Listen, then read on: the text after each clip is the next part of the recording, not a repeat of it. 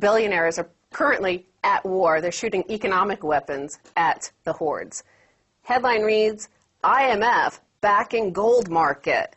So the International Monetary Fund plans to sell 191.3 tons of gold on the open market, they announced, after markets closed in New York. And the headline then shortly followed after, gold futures drop sharply on IMF sales.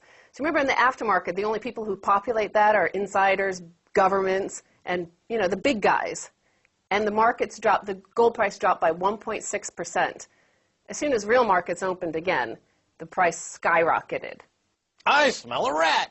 Well, remember Gordon Brown sold half of Britain's gold at $250 an ounce, a multi-decade low. So these people who supposedly know something usually know nothing. The IMF, of course, is making a big boo-boo if they hope to collateralize any kind of special drawing rights or do anything productive going forward if they're going to get rid of all their gold. Meanwhile, India, they just bought 100... Well, they bought the last 200 tons on an off-market sale. So the IMF is now saying they're going to do this on-market. And why would they want to why would they want to scare people out of the market? And that's what many people argue, that gold is the only honest money in the world. In a world now just filled with fraud. Fraudulent derivatives, fraudulent fiat currencies, fraudulent governments, fraud, fraud, fraud everywhere.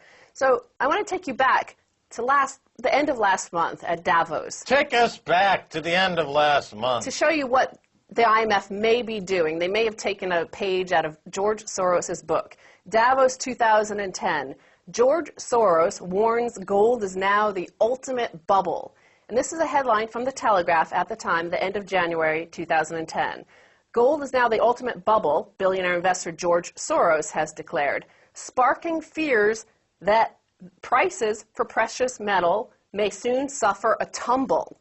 Yeah. Cut to now, George Soros buys gold despite dubbing it the ultimate bubble. So in fact, while he was saying that, he actually doubled his gold holdings and bought 11,000 options, call options. That's a lot. Yeah, I challenged George Soros to come on this show and debate me. I know he won't because he's an intellectual lightweight compared to my understanding of how these markets work, because we actually show how the market frauds are committed. He's just playing the media game by going to Davos and using it as a bully pulpit to talk up his position. He's using it to manipulate his own profits.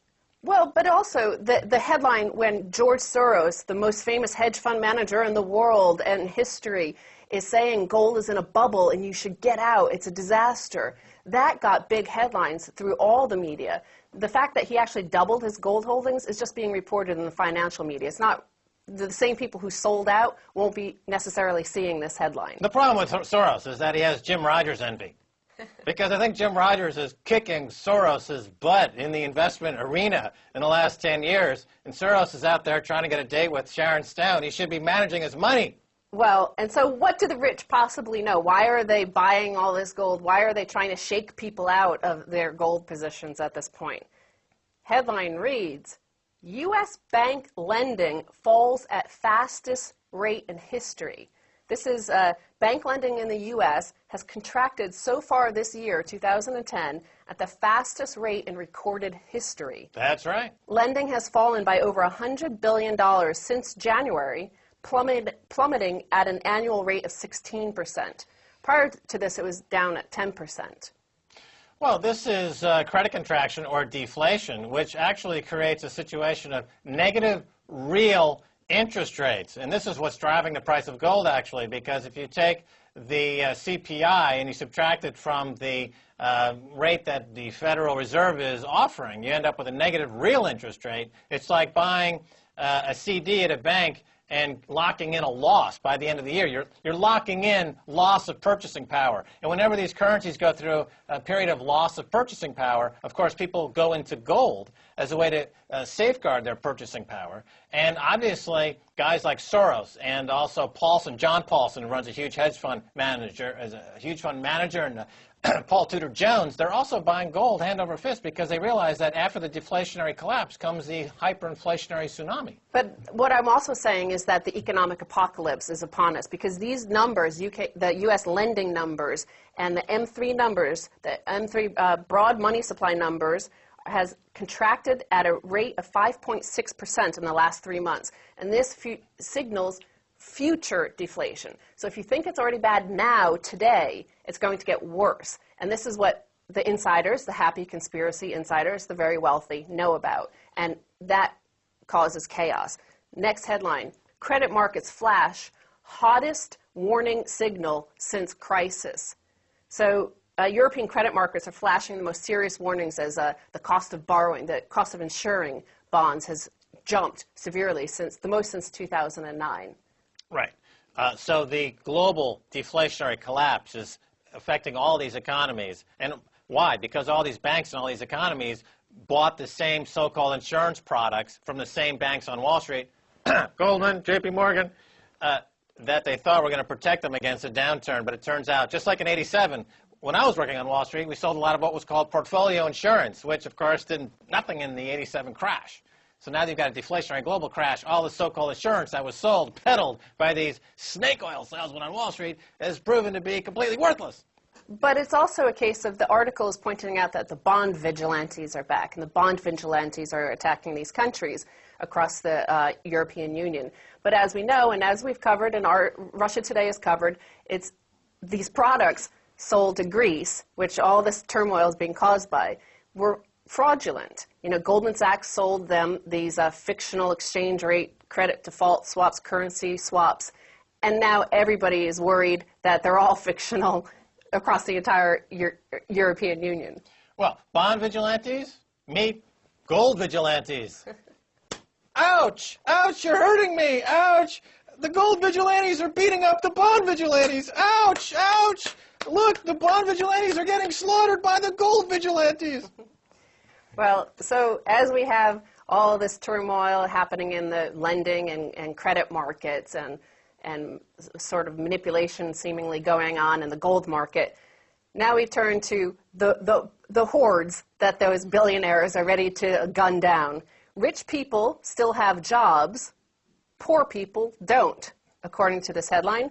So a recent study is out, and it shows that the very bottom of the labor pool, the very bottom percentile, those earning less than $12,500 a year, so the people on minimum wage, they are experiencing depression-era level of unemployment. They're at 30.8% in the fourth quarter of 2009, while the top percentile, those earning over $140,000 a year, they're experiencing full employment levels of 3%.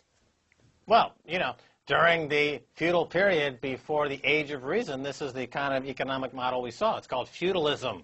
Then you had the revolutions of the 18th century, which brought about this whole new model of so-called capitalism, but that's been repealed now due to fraud on Wall Street. That's exactly right. But also the authors of the study say that the middle classes, all the middle incomes, have, you know, the numbers suggest they're suffering a deep recession. But the very top, you know, anybody earning over $100,000, basically there's no unemployment there.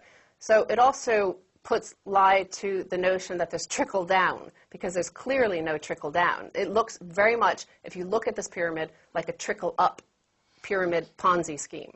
Yes, the trickle up is clearly in place. This is what Barack Obama never figured out when he took office, is that the whole model is to transfer billions, hundreds of billions, trillions of wealth up to the ruling banking elite class in this neo-feudal model. And I still don't think he gets it yet. Well, I think probably because everybody in Washington, anybody who's working, anybody on Wall Street, all of his friends, all of his lawyers, there's full employment there. So unless you go out and see somebody earning $12,500 a year, or if you're earning $20,000 a year, the unemployment levels are 19.1% according to the study. So unless you meet those people, you're not going to see that there's actual real very, very bad suffering. And this includes income from unemployment and sort of welfare checks. Well, you know, our friend Dmitry Orlov, who wrote that brilliant essay about the collapse gap, talking about the collapse of the Soviet Union, is prelude to a collapse in America, and we're seeing that in America now for the same reasons. America's bankrupted itself on specious war interventions and genocide committing in places like Iraq, and now they're in Afghanistan, and now they're saber-rattling in Iran. With what? Borrowed money from China? Meanwhile, China's saying, we're not going to lend you any more money. Where are they going to get this money from? Well, they're going to print it up in the basement. That's hyperinflationary. And I have one final headline regarding this unemployment situation. So, because, as you mentioned, the United States, and all the states within it are going bankrupt, they're having to release prisoners early. But, unable to get jobs, freed inmates return to jail. So recidivism rates are likely to rise as jobless rate for ex-cons may be 60%. So they're being released from prison because the states can't afford to keep them in prison anymore. And yet they go out into an economy which is in a Depression-era situation. So they're committing crimes to go back into prison so at least they have some meals. Well, remember, Stacey Herbert, the reason the terrorists attack is because they hate our freedoms. Apparently.